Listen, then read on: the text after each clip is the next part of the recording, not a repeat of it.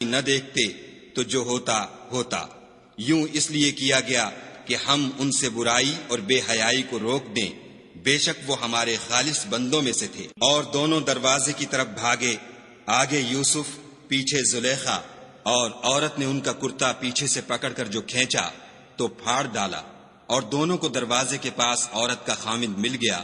تو عورت بولی کہ جو شخص تمہاری بیوی کے ساتھ برا ارادہ کرے، اس کی اس کے سوا کیا سزا ہے کہ یا تو قید کیا جائے یا دکھ کا عذاب دیا جائے۔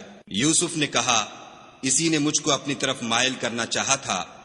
اس کے قبیلے میں سے ایک فیصلہ کرنے والے نے یہ فیصلہ کیا کہ اگر اس کا کرتا آگے سے پھٹا ہو تو یہ سچی اور یوسف جھوٹا ہے، اور اگر کرتا پیچھے سے پھٹا ہو تو یہ جھوٹی اور وہ سچا ہے۔ جب اس کا کرتا دیکھا تو پیچھے سے پھٹا تھا، تب اس نے زلیخا سے کہا کہ یہ تمہارا ہی فریب ہے، اور کچھ شک نہیں کہ تم عورتوں کے فریب بڑے بھاری ہوتے ہیں۔ یوسف، اس بات کا خیال نہ کر، اور زلیخا، تو اپنے گناہ کی بخشش مانگ، بے شک خطا تیری ہی ہے۔ اور شہر میں عورتیں گفتگویں کرنے لگیں کہ عزیز کی بیوی اپنے غلام کو اپنی طرف مائل کرنا چاہتی ہے، اور اس کی محبت اس کے دل میں گھر کر گئی ہے، ہم دیکھتی ہیں کہ وہ صریح گمراہی میں ہے۔ جب زلیخا نے ان عورتوں کی گفتگو جو حقیقت میں دیدار یوسف کے لیے ایک چال تھی سنی، تو ان کے پاس دعوت کا پیغام بھیجا، اور ان کے لیے ایک محفل مرتب کی، اور پھل تراشنے کے لیے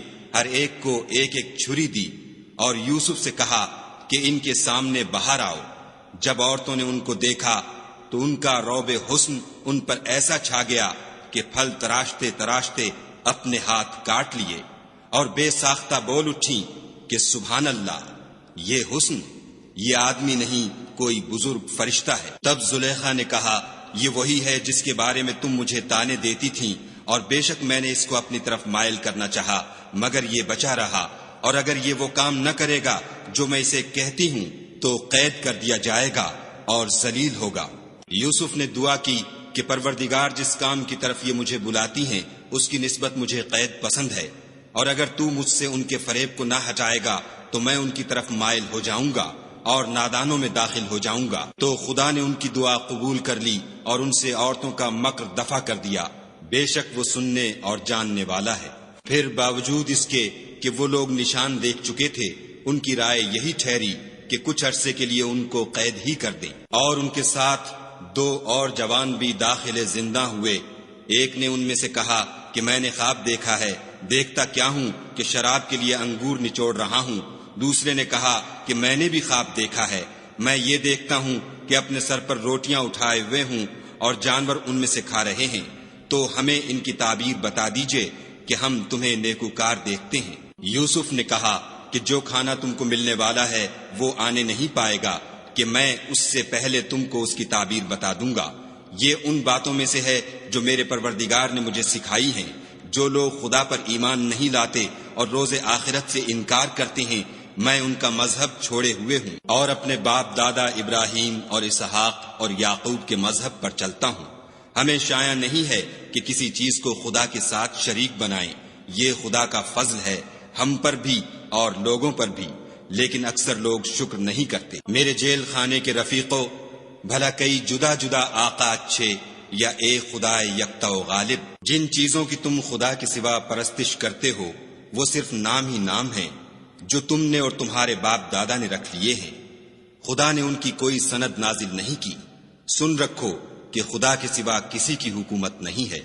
اس نے ارشاد فرمایا ہے کہ اس کے سوا کسی کی عبادت نہ کرو، یہی سیدھا دین ہے، لیکن اکثر لوگ نہیں جانتے۔ میرے جیل خانے کے رفیقوں، تم میں سے ایک جو پہلا خواب بیان کرنے والا ہے وہ تو اپنے آقا کو شراب پلایا کرے گا، اور جو دوسرا ہے وہ سولی دیا جائے گا، اور جانور اس کا سر کھا کھا جائیں گے۔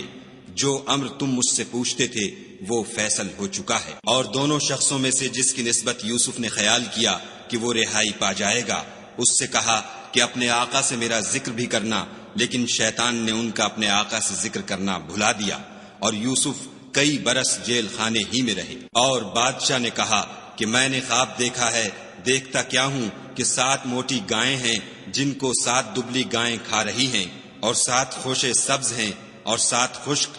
اے سردارو،